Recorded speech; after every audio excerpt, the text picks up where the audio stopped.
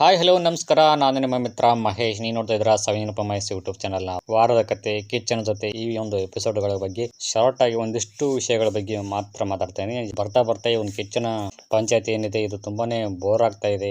ಅನ್ಕೊಂಡಂಗೆ ಏನು ಆಗ್ತಾ ಇಲ್ಲ, ಪ್ರೇಕ್ಷಕರಿಗೆ ಸ್ಯಾಟಿಸ್ಫ್ಯಾಕ್ಷನ್ ಆಗ್ತಾ ಇಲ್ಲ. ಎಷ್ಟೋ ವಿಷಯಗಳು ಕಣ್ಮರೆಯಾಗಿ ಹಂಗೆ ಮುಚ್ಚಿ ಹೋಗ್ತಾ ಇದ್ದಾವೆ. ಯಾಕಾದ್ರೂ ಹಿಂಗ್ ಮಾಡ್ತಾ ಇದ್ರು ಸುದೀಪ್ ಸರ್ ಅವರು ಗೊತ್ತಾಗ್ತಾ ಇಲ್ಲ. ಕಿಚ್ಚನ ಪಂಚಾಯತಿ ಅಂತಂದ್ರೆ ಒಂದು ಕಿಚ್ಚು ಇರ್ತಾ ಇತ್ತು. ಇವಾಗ ಚಿಕ್ಕ ಮಕ್ಕಳಿಗೆ ಚಂದಮಾಮ ಕಥೆಗಳು ಆಗಿ ಚಿಟ್ಟೆ ಜಿರಳೆ ಕತೆ, ಚಿಕ್ಕಪ್ಪನ ಕತೆ ಹೇಳಿ ಊಟ ಮಾಡಿಸೋ ಆಗಿತ್ತು. ಯಾರಿಗೆ ಬುದ್ಧಿ ಹೇಳಬೇಕಿತ್ತು ಅವ್ರಿಗೆ ಏನೂ ಹೇಳಲಿಲ್ಲ. ಬಿರಿಯಾನಿ ಸಿಗುತ್ತೆ ಅಂತ ಕಾದು ಕುಳಿತವರಿಗೆ ಸಪ್ಪೆ ಮಜ್ಜಿಗೆ ಅನ್ನ ಸಿಕ್ಕಂಗಾಯ್ತು. ವಿಚಾರಕ್ಕೆ ಬರೋಣ. 2 ಅಥವಾ 3 ಟಾಪಿಕ್ನಾಗ ಇಟ್ಕೊಂಡು ಈ ಒಂದು ವಾರದ ಕತೆ ಸ್ಟಾರ್ಟ್ ಮಾಡ್ತಾರೆ. ಅದರಲ್ಲಿ ಮೊದಲನೇದು ಬರ್ತಕ್ಕಂಥದ್ದು ಈ ಒಂದು ಚಪ್ಪಲಿ ಅನ್ನೋ ಒಂದು ವಿಚಾರ ತುಂಬಾನೇ ಚರ್ಚೆ ಆಗ್ತಾ ಇದೆ. ಇದ್ರ ಬಗ್ಗೆ ಸ್ವಲ್ಪ ನನ್ನ ಅನಿಸಿಕೆ ಪ್ರಕಾರ ಏನೇನೆಲ್ಲ ಆಗಿರ್ಬೋದು ಈ ಒಂದು ವಿಚಾರ ಅನ್ನೋದನ್ನ ಕುರಿತು ನನ್ನ ಒಂದು ಸ್ವಲ್ಪ ಅನಲೈಸ್ ಮಾಡ್ಕೊಂತ ಹೋಗೋಣ. ಅಶ್ವಿನಿ ಅವರು ಹೇಳಿದ್ರಲ್ಲ ಚಪ್ಪಲಿ ತೋರಿಸಿದ್ಲು ಅಂತೇಳಿ, ಇದರಲ್ಲಿ ಯಾರು ಸರಿ ಯಾರು ತಪ್ಪು? ಆ ಎಮ್ಮ ಅನ್ನೋ ಒಂದು ಪದನ ತಗೊಳ್ಳೋಕೆ ರೆಡಿ ಇರೋದಿಲ್ಲ ಇವರು. ಸೊ ಈ ರೀತಿ ವಿವಾದಾತ್ಮಕ ಘಟನೆಯನ್ನ ನೋಡ್ಕೊಂಡು ಅದು ಹೇಗೆ ಸುಮ್ಮನಿರುತ್ತಾರೆ ಅಂತ ಇದೇ ಡೌಟ್. ಇದ್ರ ಬಗ್ಗೆ ಪ್ರೇಕ್ಷಕರಿಗೆ ಏನು ಗೊತ್ತೇ ಇಲ್ಲ. ಔಟ್ ಆಫ್ ಸಿಲೆಬಸ್ ಮ್ಯಾಟರ್ ಆಗಿದೆ ಇದು. ಪ್ರತಿಯೊಬ್ಬರಿಗೂ ಸರ್, ಮೇಡಮ್, ಅಕ್ಕ, ಅಜ್ಜಿ ಅನ್ನೋ ಹುಡುಗಿ ರಕ್ಷಿತಾ ಈ ರೀತಿ ಒಂದು ಘಟನೆಯಲ್ಲಿ ಪಾತ್ರ ನಿರ್ವಹಿಸುತ್ತಾರೆ ಅಂದರೆ ಪ್ರೇಕ್ಷಕರಿಗೂ ಸಹ ನಂಬೋಕೆ ಆಗ್ತಾ ಇಲ್ಲ. ಸುದೀಪ್ ಸರ್ ಅವರು ಈ ವಿಷಯದ ಬಗ್ಗೆ ಹೆಚ್ಚು ಮಾತನಾಡದೆ ಹಾಗೆ ಬಿಟ್ಟಿದ್ದು ಪ್ರೇಕ್ಷಕರಿಗೆ ಇನ್ನೂ ಗೊಂದಲಕ್ಕೆ ಈಡು ಮಾಡಿ ಕೊಟ್ಟಿದೆ. ತಿಳುವಳಿಕೆ ಇರೋರು ಯಾರು ಈ ತರ ಮಾಡೋದಿಲ್ಲ. ಕ್ಲಾರಿಟಿ ಇಲ್ಲದ ವಿಷಯನ ಆದಷ್ಟು ಬಬ್ಲ್ಗಮ್ ತರ ಎಳೆಯೋದು ಅಷ್ಟೊಂದು ಸರಿಯಲ್ಲ ಅಂತ ನನ್ನ ಒಂದು ಅನಿಸಿಕೆ ಆಗುತ್ತೆ. ಇದ್ರ ಬಗ್ಗೆ ನಿಮ್ಮ ಅಂಜಿಕೆ ಮತ್ತು ಅಭಿಪ್ರಾಯ ತಿಳಿಸಿ ಕಮೆಂಟ್ ಮುಖಾಂತರ. ಈ ಪಂಚಾಯತಿ ನೋಡಿದ ಮೇಲೆ ಸ್ವಲ್ಪ ನಿರಾಶೆ ಅಂತೂ ಆಯ್ತು. ತಪ್ಪು ಮಾಡಿದವರಿಗಿಂತ ಸರಿ ಇದ್ದವರಿಗೆ ಬುದ್ಧಿ ಹೇಳಿದ್ರು. ಮಾತನಾಡಲು ಕೈ ಎತ್ತಿದರೆ ಬೇಡ ಅಂತ ತಡೆದು ತಮ್ಮವರಿಗೆ ಮಾತ್ರ ಮಾತನಾಡಲು ಅವಕಾಶ ಮಾಡಿಕೊಟ್ರು. ಇದು ಅಷ್ಟೊಂದು ಸೂಕ್ತಕರವಾಗಿರಲಿಲ್ಲ. ರಘು ಸ್ಟಾಪ್ ಅಂದ್ರೆ ಆಟ ಮುಗೀತು. ಅವರ ತೀರ್ಮಾನವೇ ಅಂತಿಮ ತೀರ್ಮಾನ. ಆದ್ರೂ ಮತ್ತೆ ಗೇಮ್ ಆನ್ ಆಗಿತ್ತಂತೆ. ಕೆಟ್ಟ ವರ್ತನೆ ತೋರಿದವರನ್ನು ಸೇಫ್ ಮಾಡಿ ಸತ್ಯ ಮಾತು ಆಡಿದವರನ್ನು ಕೆಟ್ಟವರನ್ನಾಗಿಸುವುದು ತಪ್ಪಲ್ಲವೇ? ಹೆಣ್ಣಿನ ಬಟ್ಟೆ ಜಾರಿದ ಕಾರಣಕ್ಕೆ ರಘು ಆಟ ನಿಲ್ಲಿಸಿದ್ದು ಸಹಜ ಮಾನವೀಯ ಪ್ರತಿಕ್ರಿಯೆ. ಗಿಲ್ಲಿಯವರ ಬೆಂಬಲ ಸಹ ಸೂಕ್ತವಾಗಿತ್ತು. ಆದರೆ ನೀವು ಯಾರದೂ ತಪ್ಪಿಲ್ಲ ಅನ್ನೋ ಹಾಗೆ ರಕ್ಷಿತ ಪರ ಧ್ವನಿ ಎತ್ತಿದವರೇ ತಪ್ಪು ಮಾಡಿಬಿಟ್ರು ಅನ್ನೋ ತರ ಬಿಂಬಿಸಿದ್ದು ಮಾತ್ರ ಪ್ರೇಕ್ಷಕರಿಗೆ ಅಸಮಾಧಾನವಾಗಿದ್ದಂತೂ ನಿಜ. ಹೆಣ್ಣು ಮಕ್ಕಳ ಕಬಡ್ಡಿ ಆಡುವಾಗ ರೂಲ್ಸ್ ಏನೇನು ಹೇಳುತ್ತೆ ಅನ್ನೋದನ್ನ ಸ್ವಲ್ಪ ನೋಡ್ಕೊಂಡ್ ಬನ್ನಿ.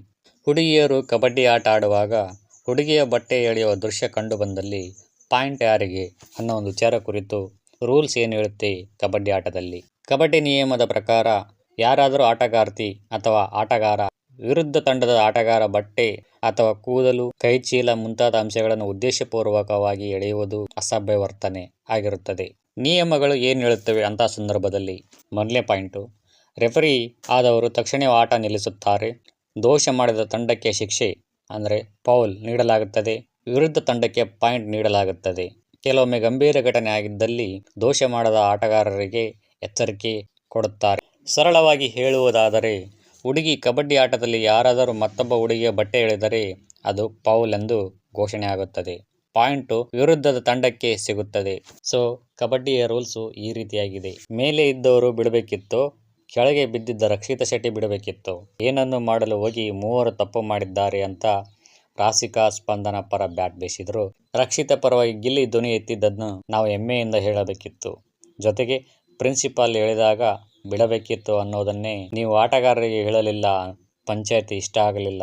ಸಾಧ್ಯ ಆದರೆ ಮುಂದೆ ಕರೆಕ್ಟ್ ಮಾಡಿಕೊಳ್ಳಿ. ನ್ಯಾಯ ಪಂಚಾಯತಿಯಲ್ಲಿ ಸ್ವಲ್ಪ ಕನ್ಫ್ಯೂಸ್ ಮಾಡ್ಕೊಂಡ್ರಿ ಅಂತ ಅನಿಸ್ತು. ರಕ್ಷಿತಾ ಶೆಟ್ಟಿ ಶರ್ಟ್ ಮೇಲೆ ಬಂದಿದ್ದಂತೂ ಸತ್ಯ. ಪ್ರಿನ್ಸಿಪಲ್ ಆಗಿದ್ದ ರಘು ಆಟ ಸ್ಟಾಪ್ ಮಾಡಿ ಆಟವನ್ನು ಕನ್ಸಿಡರ್ ಮಾಡಲ್ಲ ಅಂದಿದ್ದು ಸಹ ಸತ್ಯ. ಮೇಲ್ಗಡೆ ಮಲಗಿದ್ದ ರಕ್ಷಿತಾ ಶೆಟ್ಟಿ ಬಿಡಲ್ಲ ಅಂದಿದ್ದು ಸಹ ಸತ್ಯ. ಆದರೆ ನೀವು ಯಾರದ್ದೂ ತಪ್ಪಿಲ್ಲ ಅನ್ನೋ ರೀತಿ ಬಿಂಬಿಸಿದ್ರಿ. ಒಟ್ಟಾರೆ ಹೇಳ್ಬೇಕಂತಂದ್ರೆ ನಿನ್ನೆ ಒಂದು ಪಂಚಾಯತಿ ಏನಿತ್ತು, ಆ ಒಂದು ಪಂಚಾಯತಿಯಲ್ಲಿ ಸುದೀಪ್ ಸರ್ ಅವರು ಒಂಥರ ಜೋಕರ್ ಆಗಿ ಕಂಡು ಬಂದರು. ಬಟ್ಟೆಯ ವಿಚಾರದಲ್ಲಿ ರಕ್ಷಿತಾ ಏನು ಮಾತನಾಡದೆ ಕೂಲ್ ಆಗಿದ್ದಕ್ಕೆ ಚಪ್ಪಾಳೆ ಕೊಡಬಹುದಿತ್ತು. ಅವಳಿಗೆ ಬಟ್ಟೆ ಎಳೆದ ವಿಚಾರ ಕಾಣಿಲ್ಲ, ನೋಡಿದವರಿಗೆ ಅದು ಬೇಜಾರಾಗಿತ್ತು. ಈ ಥರ ಒಂದು ನಿರೂಪಣೆ ಮಾಡೋದರಿಂದ ಏನು ಸಾಧನೆ ಮಾಡೋಕ್ಕೆ ಹೊರಟಿದ್ದೀರಿ ಸುದೀಪ್ ಅವರೇ ನೀವು ಅಂತ ಪ್ರೇಕ್ಷಕರ ಒಂದು ಪ್ರಶ್ನೆ. ರೆಫರಿ ಸ್ಟಾಪ್ ಮಾಡಿ ಅಂತ ಹೇಳಿದ್ರು ಇವರು ಬಿಟ್ಟಿಲ್ಲ. ಸಪೋಸ್ ಸ್ಪಂದನ ಹಾಗೂ ರಾಸಿಕ್ ಅವರು ರಕ್ಷಿತಾನ ಬಿಟ್ಟಿದ್ರೆ ಏನಾಗಿರೋದು? ಬಹುಶಃ ಆಟದ ಗೆರೆ ತಲುಪ್ತಾ ಇದ್ರು ರಕ್ಷಿತಾ ಅವರು, ಅಥವಾ ತಮ್ಮ ಉಡುಪಿನ ಕಡೆ ಗಮನ ಕೊಡ್ತಾ ಇದ್ರು. ಸಪೋಸ್ ರಕ್ಷಿತಾ ಅವರು ಗೆರೆ ಮುಟ್ಟಿದಳು ಅಂತ ಅನ್ಕೊಳ್ಳೋಣ. ಆ ಒಂದು ಪಾಯಿಂಟ್ಸ್ ಯಾರು ಕೊಡುತ್ತಾರೆ? ಬಿಗ್ ಬಾಸ್ ಕೊಡ್ತಾರಾ? ನೋ ವೇ, ಚಾನ್ಸೇ ಇಲ್ಲ. ರಘು ಅವರೇ ಕೊಡಬೇಕು. ರಘು ಯಾಕೆ ಕೊಡುತ್ತಾರೆ? ಆಲ್ರೆಡಿ ಸ್ಟಾಪ್ ಮಾಡಿ ಅಂತ ಹೇಳಿದ್ದಾರೆ, ಗೇಮ್ ಆಫ್ ಆಗಿರುತ್ತೆ. ಇಷ್ಟೂ ಗೊತ್ತಾಗ್ಲಿಲ್ವ ಅವರಿಗೆ? ಇಲ್ಲಿ ಯಾರು ಸರಿ ಯಾರು ತಪ್ಪು ಅಂತ ಬರೋದಿಲ್ಲ, ಅಂಪೈರ್ಗಳ ಮಾತು ಯಾಕೆ ಕೇಳಲಿಲ್ಲ ಅಂತ ಬರುತ್ತೆ ಅಷ್ಟೇ. 2 ಅಥವಾ 3 ಜನ ಹೆಣ್ಮಕ್ಳು ಜಗಳ ಮಾಡ್ತಾ ಇರ್ತಾರೆ. ಸೊ ಇಂಥ ಸಂದರ್ಭದಲ್ಲಿ ಅವರಲ್ಲಿ ಎಷ್ಟೇ ದ್ವೇಷಗಳಿದ್ದರೂ ಸಹ ಈ ರೀತಿ ಒಂದು ಸನ್ನಿವೇಶ ಪರಿಸ್ಥಿತಿ ಬಂದಿತ್ತಂತಂದರೆ ಆಟೋಮೆಟಿಕ್ಲಿ ಆಗಿ ಅವರು ತಮ್ಮ ದ್ವೇಷವನ್ನು ಮರೆತು ತಮ್ಮ ಕೈಯಲ್ಲಿ ಎಷ್ಟು ಸಾಧ್ಯವಾಗುತ್ತೋ ಅಷ್ಟು ಅವರ ಮಾನವನ್ನು ರಕ್ಷಣೆ ಮಾಡುವಲ್ಲಿ ಯಶಸ್ವಿಯಾಗುತ್ತಾರೆ. ಇದು ಎಲ್ಲರಿಗೂ ಅನ್ವಯವಾಗುತ್ತದೆ. ಇಲ್ಲಿ ದ್ವೇಷ ಅನ್ನೋದು ಬರೋದಿಲ್ಲ, ಫಸ್ಟ್ ಪ್ರಿಫರೆನ್ಸಿ ಆಗೋದು ಮಾನ. ಸೊ ಇದು ನನ್ನ ಅನಿಸಿಕೆ ಆಗುತ್ತೆ.